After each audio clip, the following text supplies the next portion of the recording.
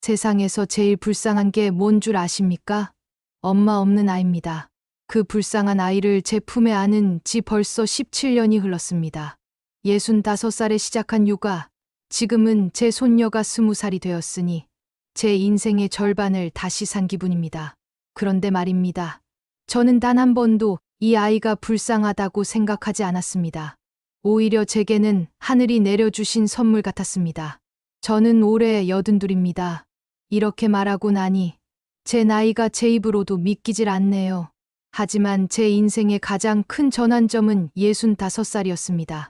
남들은 손주 재롱 보고 여행 다니고 문화센터에서 친구들이랑 취미생활하며 여생을 즐길 나이에 저는 다시 기저귀를 차고 보채는 아이를 키우게 됐으니까요.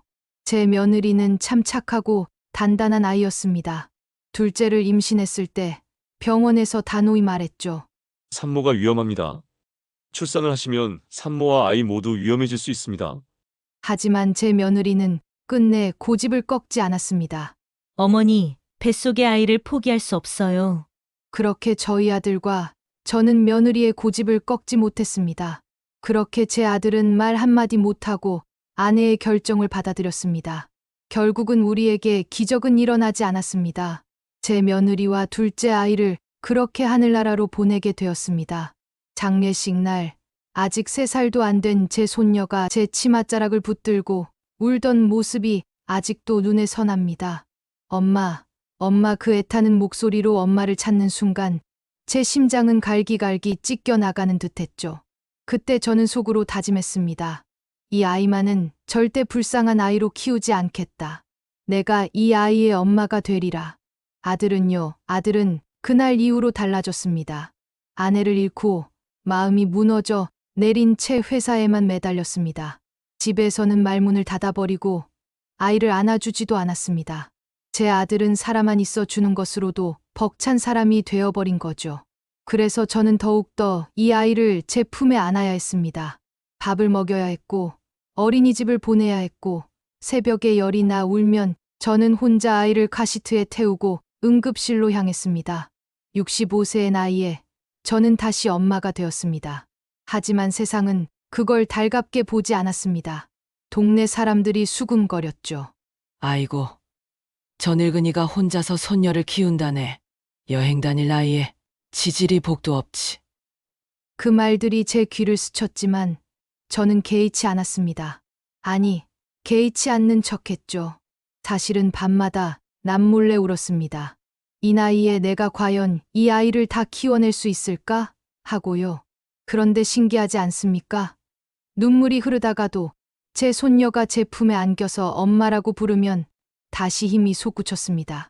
그 말 한마디가 제 노후의 보약이었고 제 인생의 이유가 되었습니다. 손녀가 4살, 5살이 되자 저는 하루하루가 전쟁 같았습니다. 새벽같이 일어나 밥을 하고 어린이집 가방을 챙기고 서툰 손으로 머리를 묶어주며 예쁘다 웃어 보여야 했습니다. 사실 제 손은 주름투성이에 힘도 없고 아들 하나만 키워봐서 머리를 만질 줄 모를 뿐 아니라 젊은 엄마들처럼 곱게 머리를 묶어줄 수도 없었습니다. 하지만 손녀는 제 얼굴을 보며 해맑게 웃었습니다. 그 웃음이 제게 하루를 버티게 하는 힘이었죠. 그러다 손녀가 유치원에 들어간 첫날이었습니다. 교실 문 앞에서 손녀가 제 손을 꼭 잡고 들어가려는데 옆에 서 있던 또래 아이가 물었습니다. 너 엄마는 어디 있어? 손녀가 망설이더니 대답했습니다. 우리 엄마는 할머니야. 그 순간 아이들이 킥킥 웃으며 손녀를 쳐다보는 게 제 가슴을 찢어놨습니다. 집에 돌아와서 손녀는 울음을 터뜨리며 제게 매달렸습니다. 할머니, 나도 엄마 있으면 좋겠어. 그 말이 제 심장을 찔렀습니다. 저는 아무 말도 못하고 그저 꼭 안아줄 수밖에 없었습니다. 그날 밤 손녀가 잠든 뒤 부엌 불빛 아래서 저는 오래도록 울었습니다. 이 애가 엄마가 없다는 이유로 상처받지 않게 내가 2배, 3배 더 엄마가 되어야 한다. 그렇게 다짐했지요. 그래서 저는 젊은 엄마들 틈에 끼어 정보를 얻기 시작했습니다. 동네 서점에 가면 어떤 동화책을 사는지 기웃거리고 유치원 앞에서 만난 엄마들에게 요즘 아이들 무슨 책 많이 읽혀요? 어느 학원이 좋다더라던데 맞나요? 하고 꼬치꼬치 물어봤습니다. 속으로는 참 쑥스럽고 나이 든 내가 괜히 민폐 아닌가 싶었지만 손녀를 위해서라면 체면 같은 건 필요 없었습니다. 손녀가 그림을 그리면 함께 칭찬해주고 글자를 배우기 시작하면 제 눈이 침침해도 함께 따라 써 내려갔습니다. 젊은 엄마들처럼 화려한 교육은 못 해주어도 저는 제 방식대로 아이를 품고 지켰습니다. 아이는 점점 또래들과 뒤처지지 않게 성장했고 저를 엄마라 부르며 의지했습니다. 하지만 제 마음 한켠에는 늘 두려움이 있었습니다. 언젠가는 이 아이가 내가 진짜 엄마가 아니라는 사실을 받아들이고 나를 멀리하진 않을까. 그 두려움은 늘 제 그림자처럼 따라다녔습니다. 그리고 그 두려움은 손녀가 초등학교에 입학하면서 현실이 되기 시작했습니다. 손녀가 초등학교에 들어가던 날, 저는 새 옷을 입히고 새 신발을 신겨주며 설레는 마음으로 학교까지 따라갔습니다. 제 손녀가 이제 초등학생이 되다니 얼마나 대견하고 자랑스러웠는지 모릅니다. 그런데 2학기쯤 될 무렵 교문 앞에서 손녀가 제 손을 뿌리치며 말했습니다. 할머니, 이제 혼자 갈래? 학교에 데리러 오지 마세요. 순간 가슴이 철렁 내려앉았습니다. 어린이집 다닐 때만 해도 제 손을 꼭 잡고 떨어지지 않으려던 애가 이제는 혼자 가겠다니 속으로는 서운했지만 그래도 아이가 성장했다는 증거라며 애써 웃어 넘겼습니다. 하지만 그건 시작에 불과했습니다. 시간이 지날수록 손녀는 점점 저를 피했습니다. 걱정이 되어 학교 건너편에서 몰래 보고 있는데 할머니, 왜 또 왔어? 친구들이 보면 창피해. 하며 화를 냈습니다. 저는 그저 아이가 혹시라도 길을 잘못 가거나 넘어질까 싶어 기다린 건데 손녀는 그 마음을 몰랐던 거죠. 어느 날은 이런 일도 있었습니다. 교실에서 학부모 공개 수업이 있던 날, 저는 다른 엄마들 사이에 앉아 있었습니다. 젊고 세련된 엄마들이 화장도 곱게 하고 앉아 있는데 제 옆에 앉은 손녀가 고개를 푹 숙이며 속삭였습니다. 할머니, 제발 여기 오지 마. 친구들이 놀려. 그 말에 제 가슴이 찢어지는 것 같았습니다. 순간 내가 너무 욕심을 부린 건 아닐까, 엄마 노릇을 한다고 애만 힘들게 만든 건 아닐까 하는 자책이 몰려왔습니다. 집에 돌아와서 거울을 봤습니다. 흰 머리가 성성하고 주름투성이 얼굴에 피곤이 가득한 늙은 여자가 서 있었습니다. 맞습니다. 저는 엄마가 아니라 늙은 할머니일 뿐이었죠. 아이가 저를 부끄러워하는 건 당연한 일이었는지도 모릅니다. 그래도 저는 포기할 수 없었습니다. 아이가 저를 거부해도 제 마음까지 밀어낼 수는 없었으니까요. 밖에서는 부끄럽다며 숨기고 싶어 했던 아이도 집에 들어오면 결국 제 무릎에 기대어 잠들곤 했습니다. 제가 만들어준 된장찌개를 제일 맛있다며 2그릇이나 비우기도 했습니다. 그러니 저는 믿었습니다. 지금은 사춘기처럼 흔들리지만 언젠가는 이 아이가 내 마음을 알아줄 날이 올 것이다. 그래서 저는 더 열심히 살았습니다. 아이 친구들의 엄마가 추천하는 책을 사주고 다른 집 아이들이 다니는 학원을 기웃거리며 상담을 받고 저녁마다 받아쓰기 시험지를 만들어주며 하루하루를 채워갔습니다. 몸은 천근만근 무겁고 밤마다 무릎이 쑤셨지만 제가 쓰러지면 이 아이는 기댈 곳조차 없다는 생각에 버텼습니다. 손녀는 밖에서는 저를 선을 그었지만 저는 알았습니다. 아이의 마음속 깊은 곳에는 여전히 저를 향한 믿음이 남아있다는 걸요. 다만 시간이 필요할 뿐이라고. 손녀가 초등학교 고학년이 되면서 저와의 거리는 더 멀어지는 듯 보였습니다. 예전처럼 제 손을 잡지도 않았고 어디 가자고 하면 늘 핑계를 대며 혼자 있으려 했습니다. 특히 친구들 앞에서는 저를 철저히 외면했습니다. 운동회 날 다른 아이들은 젊은 엄마 아빠와 함께 사진을 찍는데 제 손녀는 저를 힐끔 쳐다보고는 이내 고개를 돌려버렸습니다. 저는 그 모습이 서운했지만 속으로 이렇게 되뇌었습니다. 그래, 저 아이 마음 충분히 안다. 엄마 없는 게 얼마나 속상하고 부끄럽겠니. 내가 나를 밀어내는 것도 결국 엄마의 빈자리가 그만큼 크다는 뜻일 거야. 그런데 참 묘한 게 있었습니다. 밖에서는 저를 부끄러워하는 손녀가 집에만 들어오면 여전히 제 품을 찾았습니다. 시험을 망쳐올 때도, 친구와 싸워 속상해할 때도, 결국엔 제 무릎 위에 앉아 흐느꼈습니다. 저는 그때마다 등을 다독이며 말했지요. 괜찮다. 세상에 망치지 않는 시험은 없어. 너는 잘 자라고 있어. 그 말이 무슨 약이라도 된 듯 손녀는 잠들곤 했습니다. 제 무릎은 아파도 허리는 굽어도 제 마음만은 언제나 꼿꼿했습니다. 그러나 늘 마음 한구석엔 두려움이 있었습니다.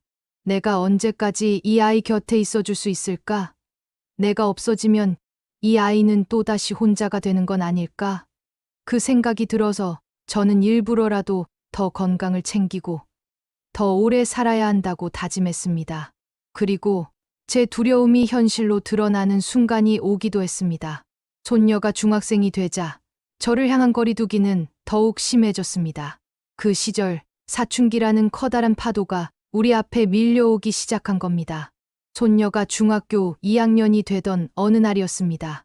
사춘기의 문턱에 서 있는 아이는 그동안 쌓였던 불만을 한꺼번에 터뜨렸습니다. 할머니, 나 진짜 싫어. 왜 나는 엄마가 없어야 해? 왜 내 옆엔 늙은 할머니밖에 없어? 차라리 그냥 나 혼자였으면 좋겠어. 그 말이 제 가슴을 칼처럼 베었습니다.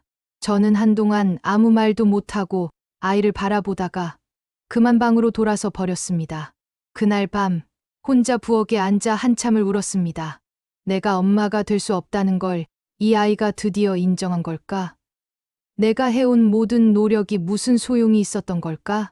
며칠 동안 우리는 거의 말을 하지 않았습니다. 저는 차려놓은 밥상을 혼자 치우기 일쑤였고 아이는 방문을 닫고 나오지 않았습니다. 제 나이 60 후반에 겪는 이 무거운 침묵은 세상 어떤 노동보다 더 괴로운 것이었습니다. 그런데 사흘째 되던 날 밤 아이가 제 방문을 열고 들어왔습니다. 얼굴은 울음으로 잔뜩 부어 있었고 손에는 시험지를 쥐고 있었습니다. 할머니, 나 또 시험 망했어. 역시 엄마 없는 티가 나는 거야. 나 진짜 아무것도 잘하는 게 없어. 그 순간 저는 주저없이 아이를 끌어안았습니다. 얘야, 넌 잘하고 있어. 성적이 내 인생을 정하는 게 아니야. 내가 살아있는 것만으로도 내겐 세상 가장 큰 선물이야. 아이는 제 품에서 한참을 울더니 떨리는 목소리로 속삭였습니다. 할머니, 미안해. 아까 한 말 다 거짓말이야. 나 할머니 없으면 안 돼. 그 말을 듣는 순간 며칠 동안 제 가슴을 짓누르던 돌덩이가 산산이 부서져 내리는 것 같았습니다. 그날 밤 저는 비로소 확신했습니다. 이 아이는 언젠가 엄마의 빈자리를 제가 어떻게든 채워주었다는 걸 알게 될 거라는 사실을. 사춘기 폭풍을 지나며 손녀와 제 사이는 조금 더 단단해졌습니다. 아이가 아무리 날카로운 말을 해도 결국 돌아와 안길 품이 저라는 걸 서로가 확인했으니까요. 그런데 제 마음 한켠에는 늘 또 다른 그림자가 드리워져 있었습니다. 바로 제 아들이었습니다. 아들은 며느리를 잃은 뒤로 오랫동안 제 곁에 있으면서도 없는 사람이었습니다. 출근과 퇴근을 반복했지만 집에 돌아와도 말 한마디 없이 방으로 들어가 문을 닫아버리곤 했지요. 손녀가 아빠를 부르며 다가가도 대답 대신 고개만 돌릴 뿐이었습니다. 저는 그런 아들의 등을 바라보며 속으로 수없이 울었습니다. 저 아이에게 엄마는 없는데 아빠마저 없는 건 아닐까? 이 아이 인생이 너무 가혹하지 않을까? 그러던 어느 날이었습니다. 회사에서 건강검진을 받고 온 아들이 제 앞에 앉았습니다. 그 얼굴은 초췌했고 눈은 퀭했습니다. 엄마, 나 병원 좀 다녀보려고. 처음으로 아들이 제 앞에서 스스로 무너진 마음을 털어놓았습니다. 우울증 진단을 받았다는 말을 들었을 때 저는 가슴이 철렁 내려앉았지만 동시에 안도의 한숨도 나왔습니다. 드디어 아들이 자기 상처를 인정하고 치료를 시작한다는 건 희망의 불씨가 생겼다는 뜻이었으니까요. 아들은 약을 먹고 상담을 받으며 조금씩 달라졌습니다. 처음에는 하루 종일 멍하니 앉아있던 사람이었는데 이제는 식탁에서 밥 한 숟가락 더 뜨고 제 눈을 보며 엄마, 잘 먹었습니다. 한마디를 건네기 시작했습니다. 별것 아닌 말 같지만 그 말이 제겐 천금 같았습니다. 손녀도 그 변화를 느꼈습니다. 어느 날 아들이 오랜만에 손녀의 숙제를 같이 봐주다가 웃음을 터뜨렸습니다. 그 소리를 듣고 저는 눈물이 왈칵 쏟아졌습니다. 너무나 오래 기다려온 소리였으니까요. 손녀는 놀란 듯 아빠를 바라보다가 천천히 웃음을 따라 지었습니다. 그날 저녁 세 식구가 함께 밥상을 둘러앉아 웃었던 기억은 제 인생에서 가장 소중한 장면 중 하나로 남아 있습니다. 물론 하루아침에 모든 게 회복된 건 아니었습니다. 아들은 여전히 약에 의지해야 했고 손녀는 사춘기의 기복 속에서 방황했습니다. 하지만 확실히 달라진 게 있었습니다. 예전에는 우리 셋이 각자의 어둠 속에서 외로이 버텼다면 이제는 같은 방 안에서 서로의 숨소리를 들으며 함께 버틴다는 것이었지요. 그날 밤 저는 혼잣말처럼 이렇게 속삭였습니다. 그래, 이제야 우리 집이 다시 살아나는구나. 완벽하진 않아도 이렇게 조금씩 서로를 붙잡으면 된다. 살아있다는 게 이렇게 큰 기적이구나. 그동안 저는 손녀를 키우느라 제 몸을 돌아볼 겨를이 없었습니다. 아프면 아픈 대로 참고 피곤하면 대충 약만 먹고 버티며 나중에 쉬면 되지 하며 넘겼지요. 그런데 결국 제 몸이 먼저 신호를 보냈습니다. 어느 날 저녁 갑자기 눈앞이 아득해지더니 몸에 힘이 쭉 빠져버렸습니다. 식은땀이 쏟아지고 다리가 후들거려 제 스스로도 통제할 수가 없었습니다. 손녀가 깜짝 놀라 울부짖으며 소리쳤습니다. 할머니, 할머니, 정신 차려요.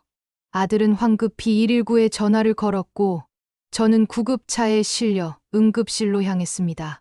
검사 결과 당뇨가 이미 많이 진행되어 있었고 그동안 관리하지 못한 탓에 혈당이 위험할 만큼 치솟아 있었습니다. 의사가 진지한 얼굴로 말했습니다. 어르신, 앞으로는 생활 습관을 바꾸지 않으면 큰일 납니다. 가족들도 함께 도와줘야 합니다. 그 말을 들으며 제 가슴이 철렁 내려앉았습니다. 이 나이에 혹시 내가 먼저 쓰러지면 이 아이는 또다시 혼자가 되는 건 아닐까? 그 두려움이 파도처럼 밀려왔습니다. 그런데 제 눈앞에서 놀라운 변화가 시작됐습니다. 그날 이후 손녀는 달라졌습니다. 평소에는 방에만 틀어박혀 있던 아이가 그날부터는 자청해서 집안일을 도왔습니다. 아침마다 밥상을 차리고 제가 약을 챙겨 먹는지 꼼꼼히 확인하며 말했습니다. 할머니, 이제 제가 도와드릴게요. 할머니까지 없으면 나는 정말 안 돼. 그 목소리에는 결연함이 묻어 있었습니다. 아들도 변했습니다. 치료를 받으며 조금씩 달라지던 아들은 이번 일을 계기로 완전히 달라졌습니다. 그동안은 스스로 살아가는 것도 버거워 가족에게 무심했지만 이제는 회사 일을 줄이고 퇴근 후에는 직접 장을 보고 집안일을 거들었습니다. 저를 병원에 모시고 다니며 엄마, 이제는 저한테 기대세요라고 말하는 아들을 보며 제 마음속 깊이 쌓여있던 응어리가 조금씩 녹아내렸습니다. 저는 몸은 여전히 불편했지만 마음만은 어느 때보다 든든했습니다. 손녀가 제 옆에서 자라나 책임감을 배우고 아들이 다시 가족을 보살피는 아버지의 자리를 찾으려 애쓰는 모습을 보니 이 집안에 진짜 온기가 돌아오고 있다는 걸 느낄 수 있었지요. 그날 밤 병원 침대에 누워 천장을 바라보며 저는 속으로 이렇게 중얼거렸습니다. 그래, 이제는 내가 이 아이들을 키우는 게 아니라 이 아이들이 나를 지켜주는구나. 이게 바로 가족이구나. 손녀가 어느새 대학생이 되었습니다. 65살의 3살 배기 아이를 품에 안고 시작했던 육아가 어느덧 제 나이 80을 넘긴 지금까지 이어져 온 것이지요. 그 긴 세월 동안 얼마나 울고 웃었는지 제 인생을 다시 태어나 살았다 해도 과언이 아닙니다. 손녀는 더없이 착한 아이로 자라주었습니다. 엄마 없이도 바르게 자란 게 저는 그저 놀랍고 감사할 따름입니다. 고등학교 시절부터 공부를 열심히 해서 원하는 대학에 진학했고 이제는 아르바이트도 하며 자기 용돈은 스스로 벌고 있습니다. 집안일도 자청해서 돕고 제 약 챙겨 먹는 것까지 꼼꼼히 살펴주니 저는 오히려 아이 덕에 의지하며 사는 요즘입니다. 무엇보다 마음이 뭉클한 건 아이가 제게 늘 고마워한다는 사실입니다. 할머니, 엄마 없이도 여기까지 자란 건 다 할머니 덕분이에요. 제가 보답할게요. 그 말을 들을 때마다 제 눈시울이 붉어집니다. 엄마 없는 아이로 세상에서 제일 불쌍할 거라 여겼던 제 손녀가 이제는 누구보다도 든든하게 자라 제 곁을 지켜주고 있으니 말입니다. 손녀는 요즘 들어 저를 새로운 세상으로 자꾸 끌어줍니다. 주말이면 저를 데리고 쇼핑을 나가 할머니, 이건 요즘 유행이에요. 하며 옷을 골라주고 맛집을 찾아다니며 새로운 음식을 먹여줍니다. 젊은 아이들이 즐기는 카페에 앉아 손녀가 찍어주는 사진을 보며 웃다 보면 저는 잠시나마 나이 든 할머니가 아니라 20살 청춘으로 돌아간 듯한 기분이 듭니다. 예전엔 제가 아이 손을 잡고 시장길을 걸어주었지만 이제는 손녀가 제 팔을 붙잡고 번화가를 이끌어줍니다. 서로의 역할이 바뀐 셈이지요.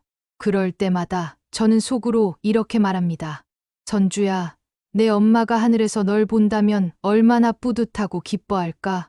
나는 내 엄마를 대신할 수 없었지만 내가 이렇게 잘 자라준 것만으로도 내 인생은 더 바랄 게 없다. 손녀와 함께 걷는 거리는 늘 즐겁습니다. 나이 들어 할머니와 함께 다니는 게 귀찮을 법도 한데 손녀는 언제나 저를 챙깁니다. 친구들과의 약속보다 제 병원 진료를 먼저 챙기고 제가 좋아하는 음식점을 기억해뒀다가 데리고 가 주곤 합니다. 저는 그럴 때마다 마음이 벅차올라 나는 정말 복받은 사람이구나 하고 되뇌게 됩니다. 이제 제 손녀는 20살이 되었습니다. 아르바이트도 하고 자기 앞가림도 척척 해내며 또래들과 어울려 살아가는 모습을 보면 저는 마음이 놓입니다. 한때는 내가 쓰러지면 이 아이는 또다시 혼자가 되지 않을까 하는 두려움이 밤마다 제 목을 조여왔습니다. 하지만 지금은 압니다. 이 아이는 이미 충분히 강하고 자기 길을 당당히 걸어갈 수 있는 사람으로 자라났다는 것을요. 그래서 요즘 저는 문득문득 이런 생각을 합니다. 이제는 내가 없어도 괜찮겠다. 이제는 이 아이가 스스로 잘 살아갈 수 있겠구나. 그 깨달음은 제게 큰 안도감을 줍니다. 남들이 보면 제 인생을 불쌍하다고 여길지도 모릅니다. 60이 훌쩍 넘은 나이에 어린 손녀를 떠안고 평생 젊은 엄마들 속에서 주눅 들며 살아야 했던 노인네라고 안쓰럽다 말할지도 모릅니다. 하지만 정작 제 마음은 그렇지 않습니다. 저는 결코 불행하지 않았습니다. 오히려 감사했습니다. 세상에서 제일 불쌍한 게 엄마 없는 아이라고 했지만 저는 그 아이를 품에 안고 엄마가 되어 살았습니다. 젖은 기저귀를 갈아주던 그 작은 손길이 이제는 제 손을 붙잡고 시장을 함께 걸어주고 저를 카페에 데려다주며 웃음을 주는 청년이 되어 있지 않습니까? 그 기적 같은 세월을 함께 보낸 것만으로도 제 인생은 축복이었습니다. 저는 자주 손녀에게 말합니다. 얘야, 나는 내 덕분에 다시 살았다. 내가 없었으면 나는 오래전 세상과 등을 지고 살았을 거야. 그런데 내가 내 곁에 있었으니 나는 하루하루 이유 있는 삶을 살았다. 그러면 손녀는 웃으며 대답합니다. 할머니, 제가 더 고맙죠? 엄마 대신 제 곁에 있어줬잖아요. 그럴 때마다 저는 마음속으로 고백합니다. 그래, 나는 불쌍한 노인이 아니야. 나는 엄마 없는 아이를 건강하게, 바르게 길러낸 엄마였고, 할머니였고, 또 인생의 동반자였구나. 이제 남은 생은 덤일 뿐입니다. 저는 이미 충분히 살았고, 충분히 사랑했고, 충분히 보람을 느꼈습니다. 그래서 지금 이 순간이 제 인생에서 가장 편안합니다. 손녀가 잘 자라준 것만으로 나는 세상 그 누구보다 행복한 할머니였습니다. 여러분, 제 이야기를 끝까지 들어주셔서 고맙습니다. 혹시 제 이야기가 누군가의 마음에 작은 위로가 되었다면, 그리고 앞으로도 이런 인생 이야기를 함께 나누고 싶으시다면 구독과 좋아요 꼭 부탁드릴게요. 여러분의 작은 관심이 제게 큰 힘이 됩니다. 우리 모두 각자의 자리에서 힘내어 살아갑시다. 살아내다 보면 결국 사라지더군요. 감사합니다.